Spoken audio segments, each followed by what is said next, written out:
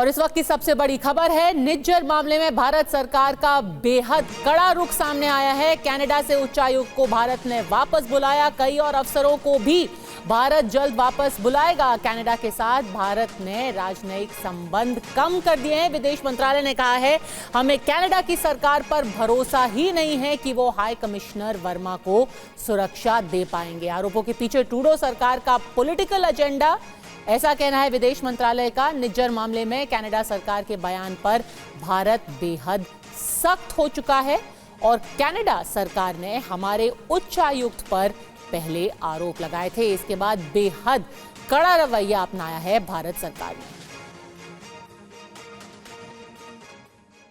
और भारत सरकार के एक और बड़े एक्शन के बारे में आपको बता देते हैं। 6 राजनयिक निष्कासित किए हैं कनाडा ने।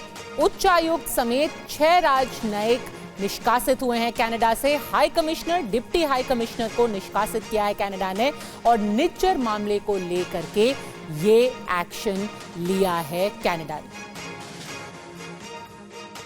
कनाडा के उच्चायुक्त को भारत ने निष्कासित कर दिया है और ये बड़ा एक्शन आज सुबह कनाडा ने जो बयान दिया था भारतीय उच्चायुक्त के बारे में, उसको लेकर के भारत की सरकार ने ये बड़ा एक्शन लिया है 6 राजनयिकों के खिलाफ।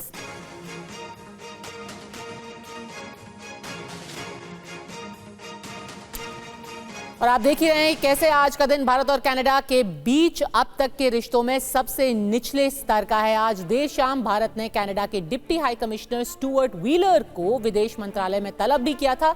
इसके तुरंत बाद भारत सरकार ने ऐलान किया कि वो कनाडा से अपने उच्चायुक्त समेत कई राजनयिकों और अधिकारियों को वापस बुला रही है। बेहद कड़े शब्दों में दिए एक बयान में विदेश मंत्रालय ने कहा कि कनाडा के चार्ज d'affaires को यह सूचित किया गया है कि भारतीय उच्चायुक्त और बाकी राजनयिकों को बिना किसी आधार के निशाना बनाना हमें बिल्कुल भी स्वीकार नहीं है।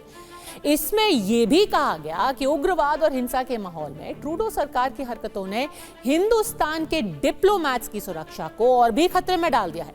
सबसे बड़ी बात यह कि भारत ने आज ये साफ शब्दों में कहा कि हमें कनाडा की सरकार पे इतना भी भरोसा नहीं कि वो हमारे राजनयिकों को सुरक्षित रखने का अपना कमिटमेंट पूरा कर पाएगी। बड़ी बात तो यह है कि भारत के बयान से कुछ ही मिनटों पहले खालिस्तानी चरमपंथी संगठन सिक्स फॉर जस्टिस ने एक और धमकी भरा बेहद विभत्स वीडियो जारी कर दिया। इस वीडियो में कनाडा में भारतीय उच्चायुक्त संजय कुमार वर्मा की तस्वीर पर गोलियों के निशान दिखाई दिए। इतना ही नहीं, उनके पुतले को इस तरह से जलता दिखाया गया मानो कि रावण दहन हो रहा। भारत और कनाडा के राजनयिक रिश्तों में यह तल्खी आज उस वक्त सुबह शुरू हुई जब 2:04 पर भारतीय विदेश मंत्रालय ने एक बयान जारी किया। क्या था इस बयान में? उसे देखकर हर कोई ये तो मानेगा कि भारत ने कनाडा को जो जवाब दिया है वो बिल्कुल सही दिया है। बयान की पहली लाइन ही कनाडा के पीएम और उनकी मंशा को बेनकाब करने वाली है। भारतीय विदेश मंत्रालय ने लिखा, हमें कल कनाडा से एक डिप्लोमैटिक कम्युनिकेशन यानी कि राजनयिक संदेश मिला। इस संदेश में कहा गया है कि भारतीय उच्चायुक्त और अन्य राजनयिक उनके देश की एक जांच से जुड़े मामले में पर्सन्स ऑफ इंटरेस्ट है। अब इस पर्सन्स ऑफ इंटरेस्ट को आप आसान शब्दों में ऐसे भी कह सकते हैं, जो वो लोग हैं जो जांच के दायरे के भीतर हैं। ये बिना सिर पैर वाली बात है, क्योंकि मामला आखिर है क्या, ये तो कनाडा ने कहीं भी नहीं बताया। अगर इरादा साफ होता, सबूत होता, तो ये बताना चाहिए कि किस केस में कनाडा में तैनात हमारे उच्चायुक्त और राजनयिक उनकी डिक्शनरी के मुताबिक पर्सन्स ऑफ इंटरेस्ट निकल करके आ रहे हैं। कनाडा ने बताया भले ही ना हो, लेकिन ये साफ है कि मामला खालिस्तानी आतंकी हरदीप निज्जर की हत्या से ही जुड़ा है। ऐसे में भारत सरकार ने कनाडा के आरोपों को बेतुका बताते हुए सिरे से खारिज कर दिया। सरकार ने इन आरोपों को ट्रूडो सरकार का राजनीतिक एजेंडा और वोट बैंक की राजनीति करार दिया। विदेश मंत्रालय के बयान का एक एक शब्द कनाडाई प्रधानमंत्री के एजेंडे को पर्दाफाश करने वाला है। इसमें दूसरा पैराग्राफ देखिए। इसमें साफ लिखा गया है, सितंबर 2023 में प्रधानमंत्री ट्रूडो ने कुछ आरोप लगाए थे। इसके बाद हमारी तरफ से यानी कि भारत की तरफ से कई अनुरोधों के बावजूद कनाडाई सरकार ने एक भी सबूत इस मामले को लेकर हमसे साझा नहीं किया है। जाहिर है कनाडा के फिजूल आरोप जांच के बहाने राजनीतिक लाभ के लिए भारत को बदनाम करने की एक सोची समझी रणनीति है। स्टेटमेंट में आगे लिखा गया है, क्योंकि प्रधानमंत्री ट्रूडो का भारत के प्रति विद्वेष लंबे वक्त से देखने को मिल रहा है, चूंकि ट्रूडो सरकार कनाडा की राजनीति में विदेशी दखल को नजरअंदाज करने के लिए आलोचनाओं का सामना कर रही है, ऐसे में नुकसान को कम करने की कोशिश में उनकी सरकार ने अब जानबूझकर भारत को इस विवाद में घसीट लिया है। बिना किसी लाग लपेट के विदेश मंत्रालय ने यह भी कह दिया कि यह कोई संयोग नहीं है कि यह सब एक ऐसे समय पर हो रहा है जब पीएम ट्रूडो को विदेशी दखल पर एक आयोग के सामने बस कुछ ही घंटों में पेश होना है। जाहिर है कनाडा का नया कदम भारत विरोधी अलगाववादी एजेंडों को भी बढ़ावा देता है, जिसे ट्रूडो सरकार संकीर्ण राजनीतिक फायदे यानी कि वोट बैंक के लिए लगातार आगे बढ़ाती है। चौथे पैराग्राफ, इसी स्टेटमेंट के चौथे पैराग्राफ को देखिए। इसमें कनाडा को आईना दिखाते हुए कहा गया है, ट्रूडो सरकार ने जानबूझकर हिंसक चरमपंथियों और आतंकियों को कनाडा में पनाह दी है ताकि भारतीय राजनयिकों और सामुदायिक नेताओं यानी कि कम्युनिटी लीडर्स को परेशान किया जाए, उन्हें डराया जाए, उन्हें धमकियां दी जाए। इसमें भारतीय राजनयिकों और नेताओं को मौत की धमकियां लगातार मिलती हैं। इसके बावजूद कनाडा ने वहां रह रहे आतंकियों और अपराधियों के प्रत्यर्पण की मांग की लगातार अनदेखी की है। भारत सरकार ने साफ साफ कहा है कि कनाडाई पीएम ट्रूडो ये सब अपने वोट बैंक के फायदे के लिए कर रहे हैं। विदेश मंत्रालय के एक बयान में एक बार नहीं बल्कि दो बार इस शब्द का इस्तेमाल है। ये बहुत ही रेयर है, क्योंकि मुझे याद नहीं कि किसी डिप्लोमेटिक स्टेटमेंट में इस तरह का इल्जाम कभी पहले लगाया गया हो। लेकिन मैं आपको इस कनाडाई वोट बैंक के बारे में डिटेल में बताऊं उससे पहले क्या आपको मालूम है कि अभी हफ्ते भर पहले ही कनाडा के प्रधानमंत्री ट्रूडो ने कैसी बचकाना हरकत की थी। ट्रूडो ने दावा किया कि लाओस में जब आसियान समिट हो रहा था तो उसके इतर उनकी प्रधानमंत्री नरेंद्र मोदी से मुलाकात हुई। इस दौरान दोनों में छोटी सी बातचीत भी, ऐसा उनका दावा था। बाकायदा उनका यह बयान कनाडाई न्यूज चैनल सीबीसी पर दिखाया भी गया, लेकिन इसमें ट्रूडो ने यह नहीं बताया कि उनकी प्रधानमंत्री मोदी से बात क्या हुई। कनाडा के पीएम ने बस इतना सा कह दिया कि मैंने प्रधानमंत्री मोदी से कहा कि हमें कुछ काम करने की जरूरत है। ट्रूडो ने अपने बयान में कनाडा के लोगों की सुरक्षा और रूल ऑफ लॉ यानी कानून के शासन का जिक्र किया। लेकिन अब जो मैं आपको बताने जा रही हूं उसे सुनकर आप चौंकेंगे भी और हंसेंगे भी, क्योंकि ट्रूडो साहब ने अपनी मीडिया के सामने जिस मुलाकात का जिक्र किया वो असल में हुई ही नहीं, क्योंकि लाओस में ट्रूडो और प्रधानमंत्री मोदी की मीटिंग ना तो हुई, ना उसकी कोई तस्वीर सामने आई और ना ही उसका वीडियो किसी ने देखा। इस पर सरकार के सूत्रों ने भी साफ किया कि लाओस में प्रधानमंत्री मोदी और ट्रूडो की कोई ठोस बात नहीं हुई।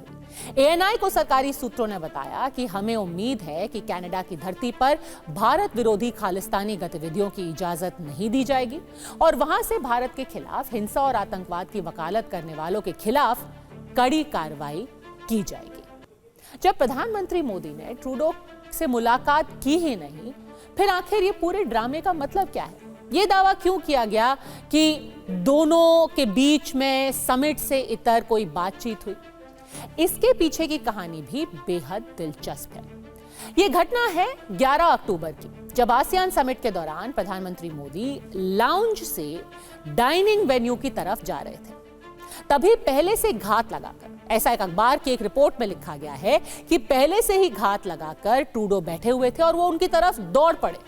लेकिन पीएम मोदी ने उन्हें क्लियर कह दिया कि यह समय और जगह बातचीत का नहीं है। सच तो यह है कि इस दौरान प्रधानमंत्री मोदी ने ट्रूडो से हाथ तक नहीं मिलाया, लेकिन ट्रूडो ने अपने देश की मीडिया में भारतीय प्रधानमंत्री से मुलाकात और बात का दावा कर दिया।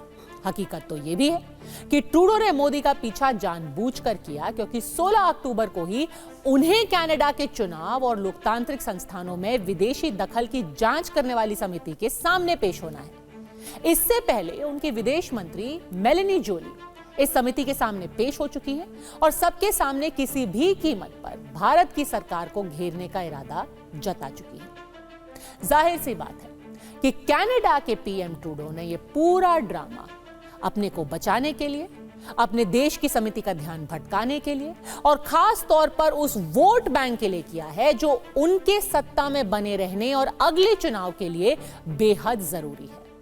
अब मैं आती हूं उस वोट बैंक पर इसको समझने के लिए आपको एक तस्वीर देखनी जरूरी है। आपके टेलीविजन स्क्रीन पर जस्टिन ट्रूडो के साथ जो शख्स दिखाई दे रहा है उसका नाम है जगमीत सिंह।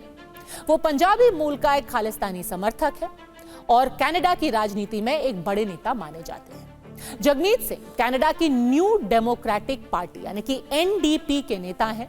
2021 के चुनाव में जगमीत सिंह की पार्टी को 24 सीटें मिली थी, जबकि जस्टिन ट्रूडो की लिबरल पार्टी को बहुमत के जरिए 170 से कम यानी कि 156 सीटें ही मिली। ऐसे में सप्लाई एंड कॉन्फिडेंस समझौते के तहत खालिस्तान समर्थक जगमीत सिंह की पार्टी एनडीपी ने ट्रूडो को समर्थन दिया, तब जाकर ट्रूडो सरकार बन पाई। लेकिन पिछले महीने ही एनडीपी ने सरकार से समर्थन वापस ले लिया। ऐसे में अब ट्रूडो सरकार अल्पमत में आ गई है। इतना ही नहीं, पीएम ट्रूडो के लिए नई मुसीबत उनकी ही लिबरल पार्टी के सांसदों ने खड़ी कर दी है, क्योंकि पार्टी के करीब 20 सांसदों ने जस्टिन ट्रूडो को प्रधानमंत्री की कुर्सी से हटाने के लिए एक समझौता किया है। इन दोनों घटनाओं से साफ है कि ट्रूडो की कुर्सी खतरे में है। ऐसे में उन्होंने कनाडा के लोगों का ध्यान भटकाने के लिए, अपनी कुर्सी बचाने के लिए और एनडीपी के अलावा भी कट्टरपंथी वोट पाने के लिए भारत के साथ रिश्ते को ताक पर रख दिया है। जस्टिन ट्रूडो कुर्सी प्रेम में भारत विरोधी कदम उठाने से बाज नहीं आ रहे। इसका एक और उदाहरण 2018 में तब सामने आया था। किस तरीके से वो कट्टरपंथी वोट को लुभाने की कोशिश कर रहे थे, ये 2018 में ही साफ हो गया था। भारत में कनाडा के तत्कालीन उच्चायुक्त नादिर पटेल ने जस्टिन ट्रूडो के स्वागत में डिनर पार्टी दी थी और उस पार्टी में खालिस्तानी आतंकी जसपाल अटवाल को भी न्योता दिया गया। अटवाल की ट्रूडो की पत्नी के साथ एक तस्वीर भी सामने आई थी जो आप अपनी स्क्रीन में अभी देख रहे हैं। हालांकि विवाद होने पर अटवाल का न्योता रद्द तो कर दिया गया। बाद में कनाडाई पीएम ने इस पर खेद भी जताया। आपको याद दिला दे कि खालिस्तानी आतंकी अटवाल को 1986 में पंजाब के मंत्री मिल्कियत सिंह सिद्धू की हत्या की कोशिश का दोषी पाया गया था। उसे 20 साल की सजा भी सुनाई गई थी। 2018 के भारत दौरे पर तब पंजाब के कांग्रेसी मुख्यमंत्री कैप्टन अमरिंदर सिंह ने ट्रूडो को 9 खालिस्तान समर्थक आतंकियों की लिस्ट सौंपी थी, लेकिन ट्रूडो सरकार ने इस पर कोई एक्शन नहीं लिया। इसे लेकर पिछले साल ही 23 सितंबर को अमरिंदर सिंह ने इंडियन एक्सप्रेस में एक आर्टिकल लिखा। ट्रूडो के एंटी इंडिया प्रोपेगेंडा का अहम पड़ाव खालिस्तान समर्थक हरदीप सिंह निज्जर की हत्या है। निज्जर की 18 जून 2023 को एक गुरुद्वारे की पार्किंग में गोली मारकर हत्या की गई थी। इस केस में कनाडा की जांच एजेंसी ने 3 भारतीय आरोपियों को गिरफ्तार किया, लेकिन कनाडाई पीएम ट्रूडो ने पिछले साल ही 23 सितंबर को संसद के अंदर इसे लेकर भारत सरकार पर आरोप लगाया। ट्रूडो ने आरोप तो लगा दिया, मगर अब तक एक भी सबूत आधिकारिक तौर पर पेश नहीं किया गया है। निज्जर हत्याकांड को लेकर कनाडा में भारतीय उच्चायुक्त और अधिकारियों के खिलाफ खुल्लम खुल्ला निशाना बनाया जा रहा है। कई जगह गुरुद्वारों पर पोस्टर लगाए गए हैं, सड़कों पर विरोध प्रदर्शन तक किए गए, लेकिन ट्रूडो सरकार ने इन सब पर कोई कार्रवाई नहीं की। एक्शन तो छोड़िए, कोई स्टेटमेंट तक देना जरूरी नहीं समझा। भारत सरकार ने एक बार नहीं बल्कि बार बार ये कहा है कि कनाडा निज्जर हत्याकांड में सबूत दिखाए, लेकिन ट्रूडो सरकार ने कोई सबूत नहीं दिखाया है। भारत सरकार ने कई बार यह भी कहा कि आप किसी भी अधिकारी के शामिल होने का सबूत दो, हम उस पर कार्रवाई करेंगे, लेकिन ट्रूडो सरकार ने वो भी सबूत मुहैया नहीं कराया। और अब ट्रूडो है कि अपने एक वोट बैंक के लिए, कुछ कट्टरपंथियों को अपनी साइड लाने के लिए डिप्लोमेसी के उसूलों को भी दरकिनार कर रहे हैं। क्या चुनाव जीतने के लिए ऐसे ऐसे काम किए जा रहे हैं जो 2 देशों के रिश्तों और नागरिकों के लिए किसी भी लिहाज से ठीक नहीं है। वैसे ट्रूडो के लिए मुश्किलें कम नहीं हैं, क्योंकि वो खालिस्तान समर्थकों को लुभाने की कोशिश में जुटे हैं, तो उनके विरोधी पियर पॉलिवर कनाडाई हिंदुओं संग नवरात्रि मनाकर उनका दिल जीतने में जुटे हुए।